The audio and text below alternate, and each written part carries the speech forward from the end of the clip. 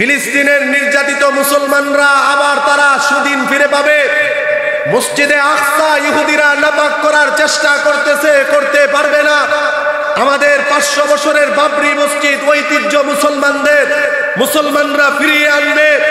গজওয়াতুল হিন্দ সংগঠিত হবে, হিন্দুস্তান আমাদের হবে, দিল্লি আমাদের হবে, কলকাতা আমাদের হবে।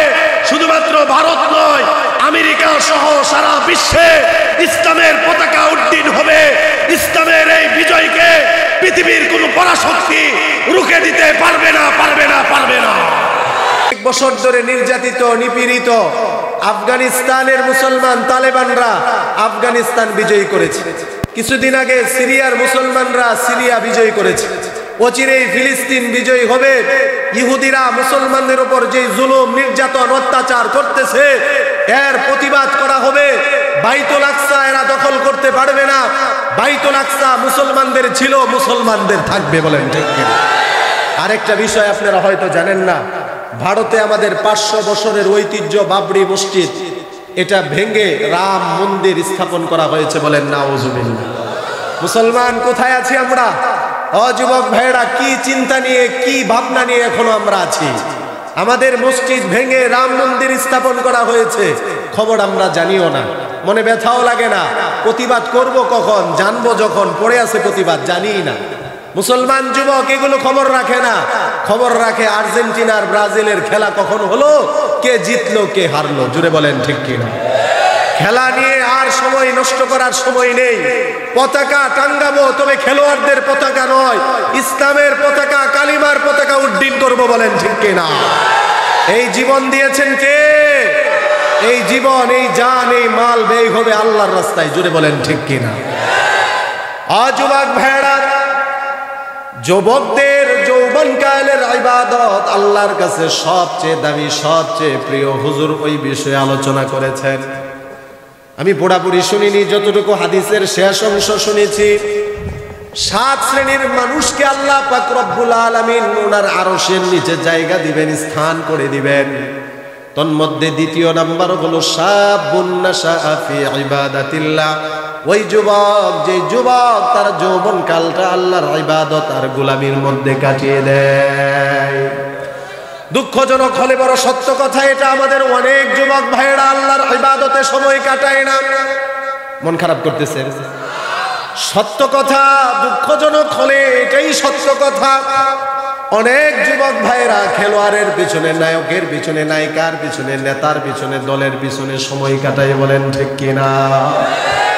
যুবক ভাইয়েরা, সাহাবায়ে কেরামের জীবনী খোঁজেন। নবীর যুবক সাহাবায়ে কেরাম তারা নবীজির জন্য কতটা পাগল পাড়া ছিলেন। আল বিদায়া ওয়ান নিহায়া থেকে আপনাদেরকে একটা ইতিহাস শোনাই। আল্লাহর নবীর একজন সাহাবী, 17-18 বছর মাত্র বয়স, নবীজির দরবারে আসা যাওয়া করে। নবীজির নুরানি চেহারা দেখে নবীর প্রেমে পাগল হয়ে নবীজির কাছে এসে কালিমা পড়ে মুসলমান হয়। যুবক ভাই, আজকে নবীজিকে আমরা মানি না, নবীর সুন্নত অনুসরণ করি না। নবীজিকে যদি চিনার মতো চিনতাম তাহলে নবীর সুন্নত বাদ দিয়ে খেলোয়াড়ের কাটিংয়ে চুল কাটতাম না। ঠিক কিনা বলেন? নবীজিকে যদি চিনার মতো চিনতাম, নবীর সুন্নতি লেবাস বাদ দিয়ে ইহুদি নাসারাদের পোশাক নিয়ে বাড়াবাড়ি করতাম না। বলেন ঠিক কিনা? আমাদের নবী এমন নবী, এত দয়ার নবী, মায়ার নবী, এত দামি নবী, বাবা আদম থেকে নিয়ে ঈসা আলাইহিস সালাম পর্যন্ত কোন নবী রাসূলের চেহারা দেখে কাফেররা মুসলমান হয়নি। আমাদের নবীর শুধু নূরান্বিত চেহারা দেখে অসংখ্য কাফের কালিমা পড়ে মুসলমান হয়।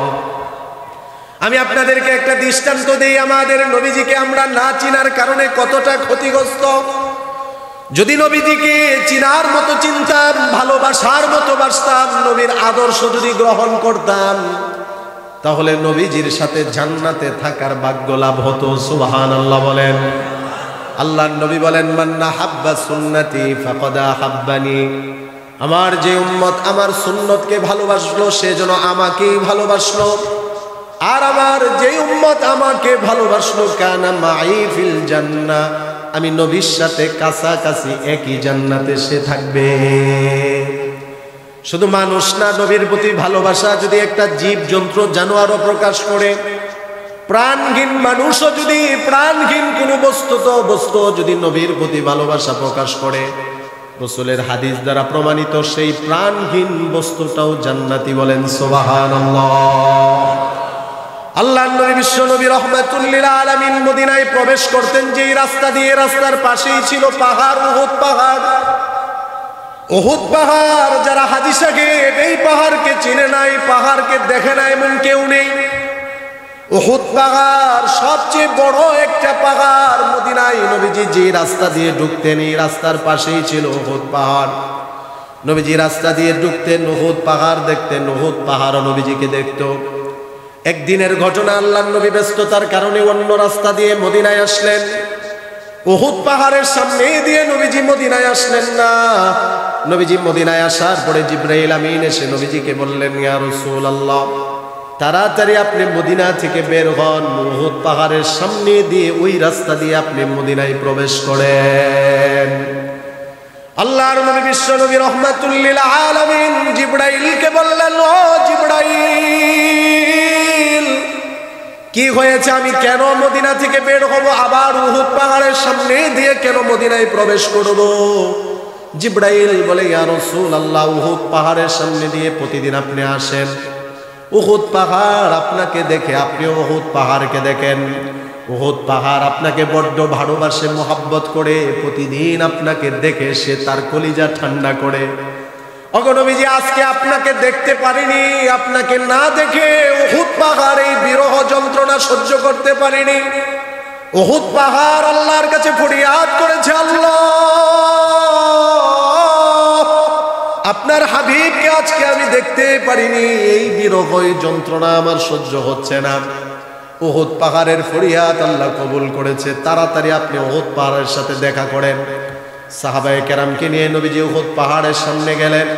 যাওয়ার পরে সাহাবায়ে কেরামকে লক্ষ্য করে বললেন, ও সাহাবীরা শোনো, হাদা জাবালুন উহুদুন ইউহিব্বুনি ওয়া আনা উহিব্বুহু। এটা একটা পাহাড়, সে আমাকে নবীকে বড় মোহাব্বত করে ভালোবাসে, আমি নবীও এই উহুদ পাহাড়কে ভালোবাসি। এই ভালোবাসার কারণে এই উহুদ পাহাড়কে আল্লাহ জান্নাতের একটা টুকরা বানিয়ে দিবে। একটা পাহাড়, প্রাণহীন একটা বস্তু, নবীর ভালোবাসা প্রকাশ করেছে। আপনি যে যুক্তি দিয়ে তালাশ করেন, এখানে আপনার যুক্তিতে ধরবে না, আপনার যুক্তির বিষয় না, এখানে এটা প্রেমের বিষয়, ভালোবাসার বিষয়, এটা ইশকের বিষয়, ঠিক কিনা বলেন? আপনি যদি যুক্তি দেন তাহলে বুখারীর ওই হাদিসকে আপনি কি দিয়ে যুক্তি দিবেন? বুখারীর বর্ণনায় এসেছে, আবু দাউদ শরীফের বর্ণনায় এসেছে, আমি আমার ছাত্রদেরকে পড়িয়েছি। এই যে আমার একজন ছাত্র নাঈম আমার কাছে দাওরার কিতাব পড়েছে, বুখারীর হাদিসের মধ্যে এসেছে, আল্লাহর নবী, আবু দাউদের বর্ণনায়ও এসেছে, মসজিদে নববীর মধ্যে হেলান দিয়ে খুতবা দিতেন একটা মৃত খেজুর গাছ। যখন মুসলমানদের সংখ্যা বেড়ে গেল, মুসলমানদের আধিক্যতা বৃদ্ধি পেল, একজন আনসারী মহিলা এসে আল্লাহর নবীকে প্রস্তাব করলেন, আলা নাজআলু লাকা মিম্বারান ইয়া রাসূলুল্লাহ, ওগো নবীজি, আপনি একটা মৃত খেজুর গাছের মধ্যে হেলান দিয়ে খুতবা দেন, আপনি যদি অনুমতি দেন তাহলে আমার একটা গোলাম আছে, ভালো কাঠমিস্ত্রি। আনসারী মহিলা এসে নবীজিকে বললেন, ইয়া রাসূলুল্লাহ, আপনি অনুমতি দিলে ওই গোলামের মাধ্যমে একটা ভালো মেম্বার বানাবো। আল্লাহর নবী বললেন, ইনশিতুম, তোমাদের যা মন চায় তা করো, যদি মন চায় করো, কোনো সমস্যা নেই। ওই আনসারী মহিলা গোলামকে দিয়ে নতুন মেম্বার তৈরি করলো। নতুন মেম্বার মসজিদে পাঠিয়ে দেওয়া হলো। জুমার দিন আসলো, আল্লাহর নবী নতুন মিম্বরে বসে খুতবা দিচ্ছেন। এমন সময় মসজিদে জুমার দিন মুসল্লিরা ভরপুর। ফাসাহা সিহাতা সাবিয়্যি, ছোট্ট বাচ্চা যেভাবে হাউমাউ করে কান্না করে, এরকম কান্নার আওয়াজ মসজিদে বেশি আসে। কান্নার আওয়াজ শুনে সাহাবায়ে কেরাম একজন আরেকজনের দিকে তাকান। হযরতে আবু বকর ওমরের দিকে তাকান, ওমর আবু বকরের দিকে তাকান, হযরতে উসমান আলীর দিকে তাকান, আলী উসমানের দিকে তাকায়, পরস্পর পরস্পরের দিকে তাকায়, কে কান্না করে, কার কি সমস্যা। কেননা সাহাবায়ে কেরামের পরস্পরের সম্পর্ক ছিল রুহামা বাইনাহুম, পরস্পরের মধ্যে বড় বন্ধুত্ব, বড় মোহাব্বত, বড় ভালোবাসা ছিল, দয়া ছিল, মায়া ছিল।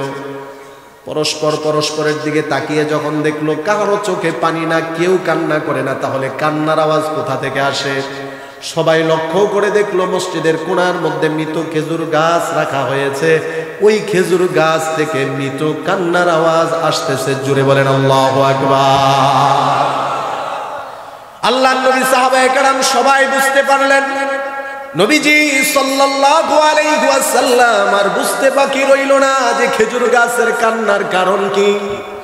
নবীজি কাছে গেলেন। মুহাদ্দিসিনে কেরামগণ বলেন, বাচ্চা কান্না করলে মা বাবা যেভাবে বাচ্চাকে বুকের মধ্যে জড়িয়ে নেয়, মা বাবা সন্তানকে বুকে জড়িয়ে যেমন সান্ত্বনা দেয়, বাবা কান্না করো না, কান্না করো না।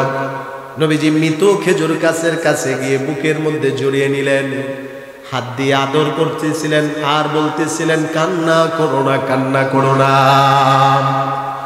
আল্লাহর নবীর সান্ত্বনায় খেজুর গাছের কান্না বন্ধ হয় না। আল্লাহর নবী বলেন, এই খেজুর গাছ, তুমি কান্না করো না, তোমার জন্য আমি আল্লাহর কাছে দোয়া করব, আল্লাহ তোমার হায়াত ফিরিয়ে দিবে, তুমি আবার জিন্দা হবে।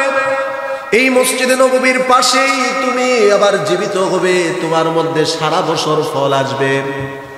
বিভিন্ন প্রান্ত থেকে হাজী সাহেবরা এসে তোমার খেজুর খাবে, তোমার জন্য দোয়া করবে। খেজুর গাছের কান্না বন্ধ হয় না। সর্বশেষ নবীজি বললেন, তুমি আমাকে বড় ভালোবাসো, মোহাব্বত করো, তোমার ভালোবাসায় আমি বলি তুমি জান্নাতের একটা অংশ হয়ে যাবে। একটা প্রাণহীন পাহাড় যদি নবীজির ভালোবাসা প্রকাশ করে জান্নাতি হতে পারে, একটা প্রাণহীন মৃত খেজুর গাছ যদি নবীজির ভালোবাসা প্রকাশ করে জান্নাতের একটা টুকরা হতে পারে, আমরা তো আশরাফুল মাখলুকাত, আমরা তো সৃষ্টির সেরা জীব, আমাদের প্রতি রসুলের দয়া মায়া কম না।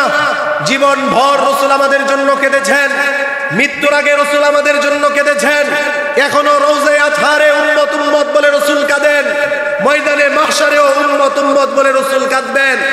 অযুবক ভাইরা, আল্লাহর কসম, এই দিলে যদি রসুলুল্লাহর মহব্বত ধারণ করতে পারি, লালন করতে পারি, রসুলুল্লাহর আদর্শ অনুযায়ী যদি নিজের জীবনকে পরিচালনা করতে পারি, রসুল আমাদেরকে জান্নাতে না নিয়ে জান্নাতে যাবেন না, ঠিক কিনা? স্বপ্ন দেখতে হবে রসুলুল্লাহর আদর্শ বাস্তবায়নের, স্বপ্ন দেখতে হবে কালিমার পতাকা আল্লাহর জমিনে উড্ডীন করার, স্বপ্ন দেখতে হবে যেখানে গেরুয়া পতাকা উড্ডীন হচ্ছে সেখানে ইসলামের পতাকা উড্ডীন হবে, ঠিক কিনা বলেন? ইনশাআল্লাহ সময় আর বেশি দূরে নয়, ফিলিস্তিনের নির্যাতিত মুসলমানরা আবার তারা সুদিন ফিরে পাবে। মসজিদে আকসা ইহুদিরা নাপাক করার চেষ্টা করতেছে, করতে পারবে না। আমাদের 500 বছরের বাবরি মসজিদ ঐতিহ্য মুসলমানরা ফিরিয়ে আনবে। গজওয়াতুল হিন্দ সংগঠিত হবে, হিন্দুস্তান আমাদের হবে, দিল্লি আমাদের হবে, কলকাতা আমাদের হবে।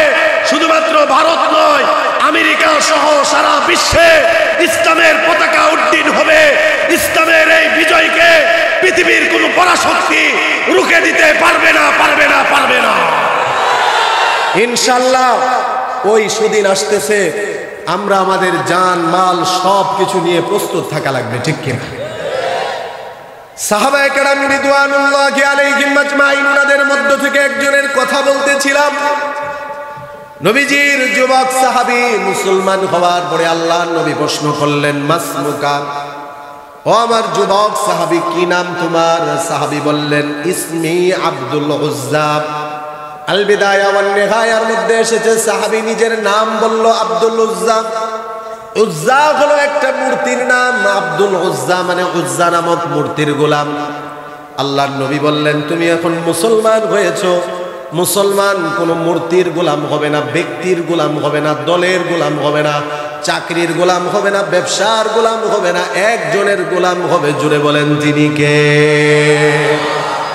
দুঃখজনক হলে এটাই সত্য কথা, অনেক মুসলমান এখন আমরা আল্লাহর গোলামি বাদ দিয়ে চাকরির গোলামি করি। জুড়ে বলেন ঠিক কিনা?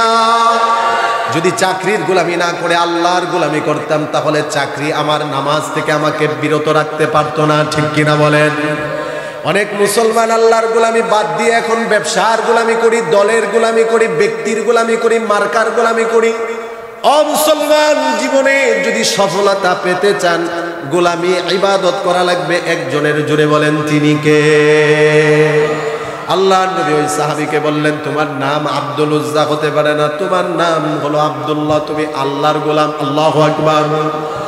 আল্লাহর নবী ওই সাহাবীকে বললেন, ও আব্দুল্লাহ, ইসলাম ধর্ম গ্রহণ করেছো, ঈমান এনেছো, আর যে ব্যক্তি ঈমান আনে, ঈমান আনার পরে আল্লাহর পক্ষ থেকে ঈমানদারের উপর পরীক্ষা আসে, মুসিবত আসে, ঈমানদার ঘাবড়ানো যাবে না। ঈমানদারের উপর যত বেশি পরীক্ষা আর বিপদ আপদ মুসিবত আসবে, ঈমানদার যদি ধৈর্য ধারণ করতে পারে, ঈমানের উপর যদি ইস্তেকামাত থাকতে পারে, অটল থাকতে পারে, সর্ব অবস্থায় বিজয়ী যিনি দান করবেন তিনি কে? মুসলমান হতাশ হবে না, মুসলমান ঘাবড়াবে না। কেননা মুসলমানের কাছে সবচেয়ে দামি সম্পদ সেটা হলো আল্লাহর পক্ষ থেকে দেওয়া ঈমানের নিয়ামত আছে, ঠিক কিনা? মুসলমান আমাদের কাছে আমাদের দুনিয়ার ধন দৌলতের মূল্য নেই। মুসলমান, একজন মুসলমানের কাছে তার চাকরির চেয়ে, তার ব্যবসার চেয়ে, তার দলের চেয়ে, তার মার্কার চেয়ে, সন্তানাদির চেয়ে, নিজের জীবনের চেয়ে তার ঈমানের মূল্য বেশি, ঠিক কিনা বলে? এজন্য আমি বলি, যদি এমন হয় যে আমার ব্যবসার কারণে আমার ঈমানের সাথে গাদ্দারি করার প্রয়োজন হবে, আমার ব্যবসা ছেড়ে দিতে হবে, ঈমানের সাথে প্রতারণা করা যাবে না, ঠিক কিনা? এমন যদি হয় আমার চাকরির কারণে আমার ঈমানের সাথে আমার প্রতারণা হচ্ছে, তাহলে আমার চাকরি ছাড়তে হবে, ঈমান ছাড়া যাবে না। এমন যদি হয় যে আমার ঈমানের কারণে আমার জীবন পর্যন্ত দিতে হবে, শহীদ হবে, জীবন দিতে হবে, শহীদ হতে হবে, ঈমান ছাড়া যাবে না, ঠিক কিনা?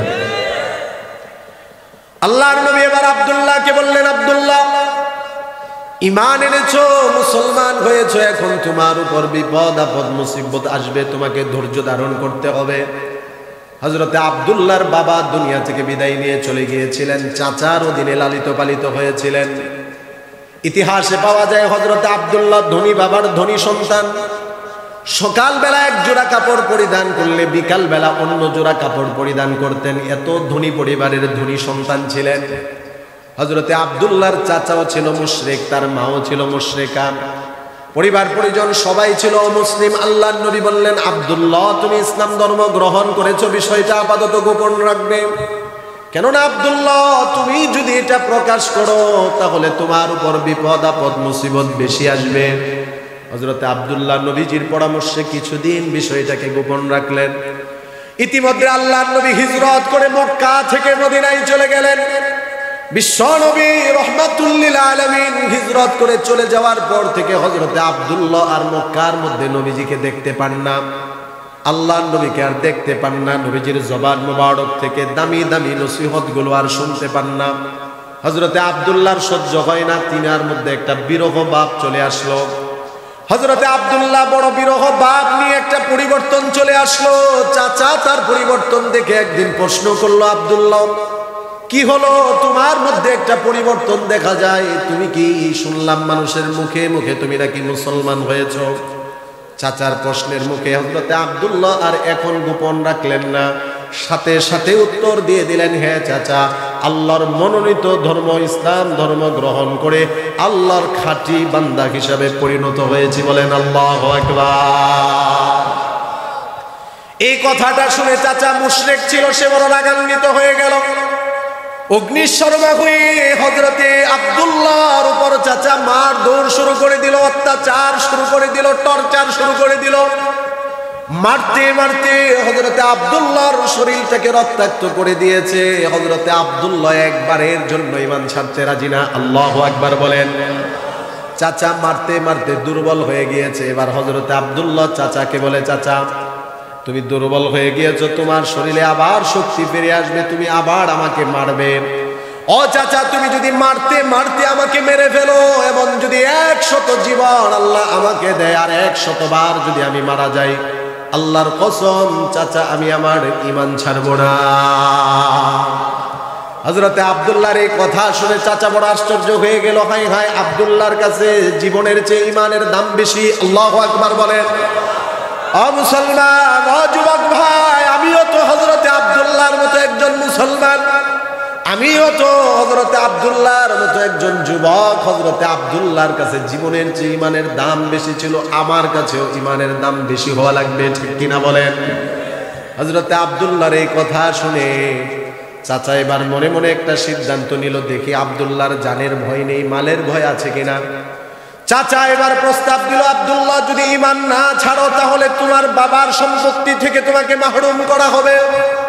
চাচা বলল, আব্দুল্লাহ তুমি আমার ভাতিজা, সন্তানের মতো তোমাকে আমি লালন পালন করেছি, যদি ঈমান না ছাড়ো তোমার বাবার সম্পত্তিও দিব না, আমার থেকেও কোনো কিছু তোমাকে দিব না, সব সম্পত্তি থেকে তোমাকে মাহরুম করা হবে। হযরত আব্দুল্লাহ এই কথা শুনে চাচাকে মুস্কি হাসি দিয়ে জবাব দিয়ে দিল, চাচা আপনি আমাকে প্রস্তাব করতেছেন ঈমান ছাড়ার জন্য, আর বিনিময়ে আপনি বাবার আর আপনার সম্পত্তি আমাকে দিবেন। আর আমাদের নবী বিশ্ব নবী রাহমাতুল লিল আলামিন বলেছেন, ঈমানদার যদি যাররা পরিমাণ ঈমান অন্তরে নিয়ে মারা যেতে পারে, যাররা পরিমাণ ঈমানের বদৌলতে এই দুনিয়ার 10 দুনিয়া পরিমাণ জান্নাত আল্লাহ দান করে দিবে। আমার আলোচনা দীর্ঘায়িত হয়ে যাবে। সহিহ মুসলিমের একাধিক riwayতের মধ্যে আসছে, সর্বশেষ জান্নাতি ব্যক্তির জান্নাতের পরিধি হবে এই দুনিয়ার 10 দুনিয়া পরিমাণ জান্নাত। সুবহানাল্লাহ। হযরতে আব্দুল্লাহ বলে, ও চাচা এবার আপনি বলেন, আমি কি আপনার আর বাবার সম্পত্তি নিব নাকি দুনিয়ার 10 দুনিয়া পরিমাণ জান্নাত নিব? ও চাচা আপনার আর বাবার সম্পত্তি নয়, পুরা মক্কার, পুরা মদিনার, পুরা শহরের সম্পদ যদি আমার মালিকানায় আনা হয়, আমাকে যদি প্রস্তাব করা হয় ঈমান ছাড়ার জন্য চাচার সম্পদকে লাথি মারবো, একবারের জন্য আমি ঈমান ছাড়বো না। বলেন আল্লাহু আকবার। ওই ঈমানদারের কাছে তাদের ঈমানের মূল্যবোধ দুনিয়ার সব সম্পদের চেয়ে বেশি ছিল। আমরা তো সহজে ঈমান পেয়ে গিয়েছি, যার কারণে আমাদের অনেকের কাছে ঈমানের মূল্য নেই, যার কারণে দেখা যায় অনেক ঈমানদার 500 টাকার কারণে ঈমান বিক্রি করে দেয়। বলেন আছে কিনা?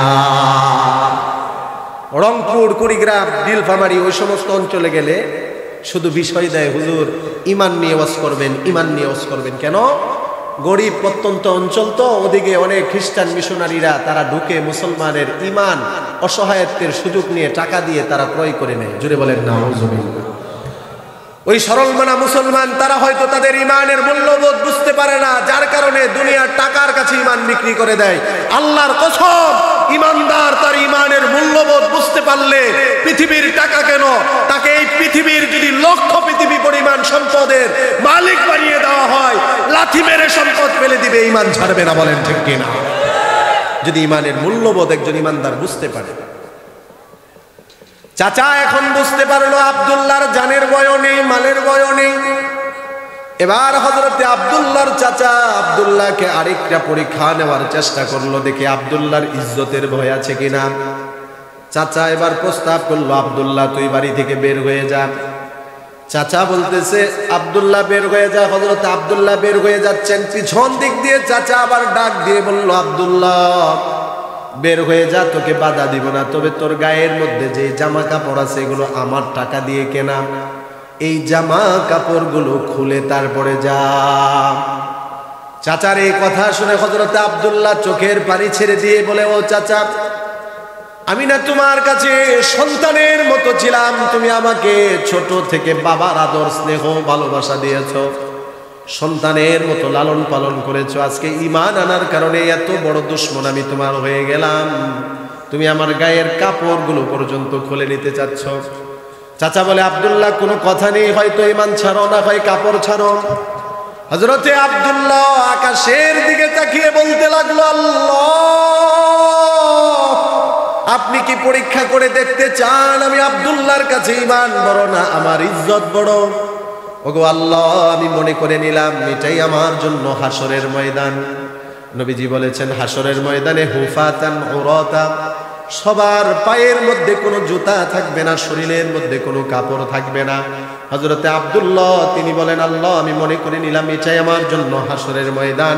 এই চিন্তা করে কাপড় খুলে চাচাকে দিয়ে দিল, নিজের শরীরটাকে বস্ত্রহীন করে দিল, তারপরেও ঈমান ছাড়লো না। বলেন আল্লাহু আকবার। অযুবক ভাইরা ও আমার মুরব্বী বাবারা, দেখেন সাহাবায়ে কেরামের কাছে তাদের ঈমানের মূল্যবোধ কত বেশি ছিল। হযরতে আব্দুল্লাহ বস্ত্রহীন অবস্থায় জানালার পাশ দিয়ে তার মাকে ডাক দিল। মা যখন সন্তানের চেহারার দিকে তাকিয়ে অবস্থা দেখলো, মা চেহারা গড়িয়ে নিল। কিরে বাবা, তোর এই অবস্থা কেন? হযরতে আব্দুল্লাহ জানালার পাশ দিয়ে দাঁড়িয়ে মার কাছে সব ঘটনা খুলে বলল, ও মা, ঈমান আনার কারণে চাচা আমার এই অবস্থা করেছে। মা এবার ভিতর দিক দিয়ে বলে, বাবারে আমি তো তোর চাচার বিরুদ্ধে কিছুই করতে পারবো না, তোর চাচার বিরুদ্ধে আমি যেতে পারবো না। ইতিহাসের কিতাবে পাওয়া যায় তার মাকে, আব্দুল্লাহর মাকে তার পরবর্তীতে বাবার মৃত্যুর পরে তার চাচা বিবাহ করেছিল। হযরতে আব্দুল্লাহ এই কথা শোনার পরে বাহির থেকে বলতেছে, মা, আমার জন্য কিছুই করা লাগবে না, তবে মা সন্তান হিসাবে তোমার কাছে আমি আব্দুল্লাহর একটা দাবি হলো, ও মা, জীবনে কোনোদিন সন্তানের দাবি নিয়ে তোমার সামনে আসবো না, একটা দাবি শুধু পূরণ করো, একটা কাপড় দাও আমার লজ্জাস্থানটা ঢাকার জন্য। ইতিহাসে পাওয়া যায় মা ভিতর থেকে একটা কম্বল দিয়ে দিল। হযরতে আব্দুল্লাহ কম্বলটাকে দুইটা টুকরা করে নিজের শরীর ঢাকলেন। এই কারণে ওনার নাম হয়েছে আব্দুল্লাহ যুল বাজাদাইন। আল্লাহু আকবার বলেন।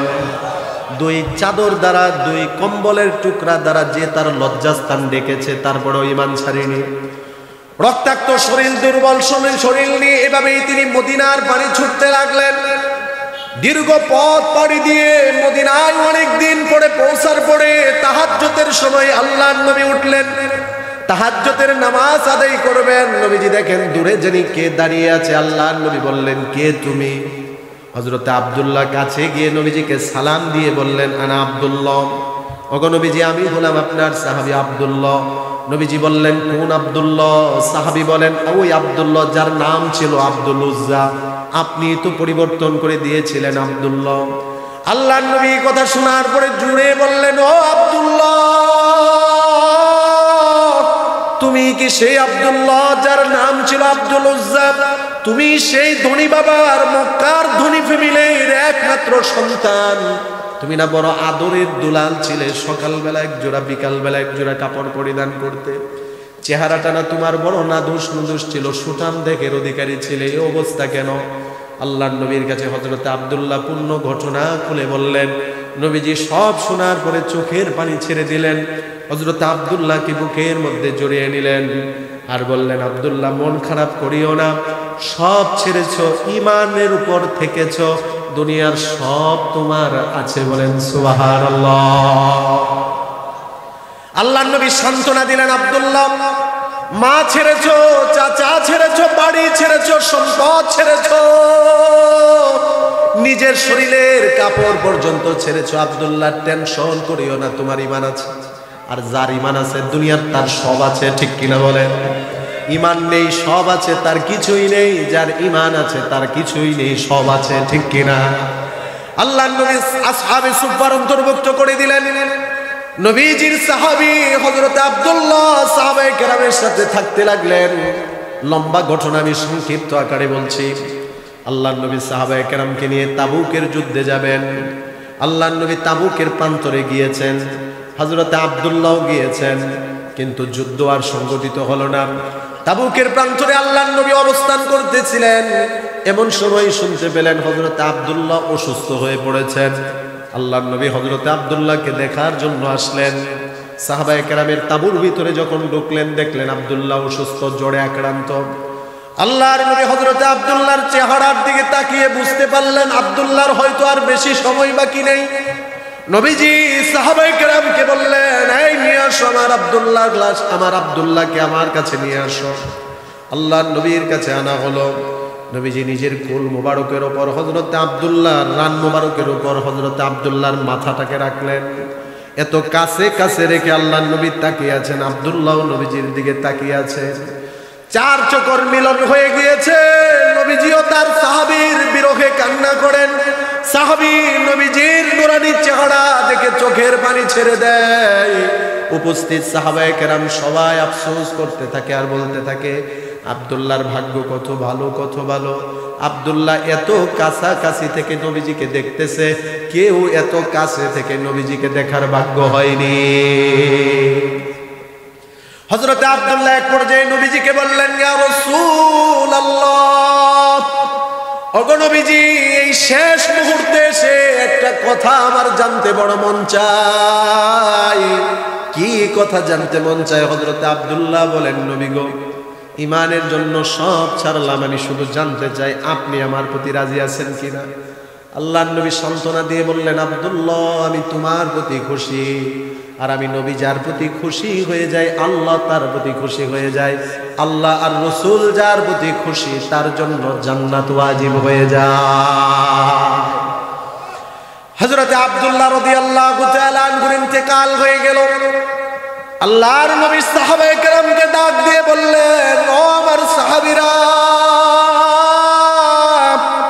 আমার আব্দুল্লাহকে গোসল দাও, তাকে কাফন পরাও। তবে আশ্চর্যের বিষয় হলো, ও যুবক ভাইরা, এটাই হলো আমার বলা উদ্দেশ্য। দ্বীনের জন্য, ইসলামের জন্য যেই মুসলমানের যত বেশি কুরবানি থাকবে, সেই মুসলমানকে তত বেশি প্রতিদান যিনি দান করবেন তিনি কে?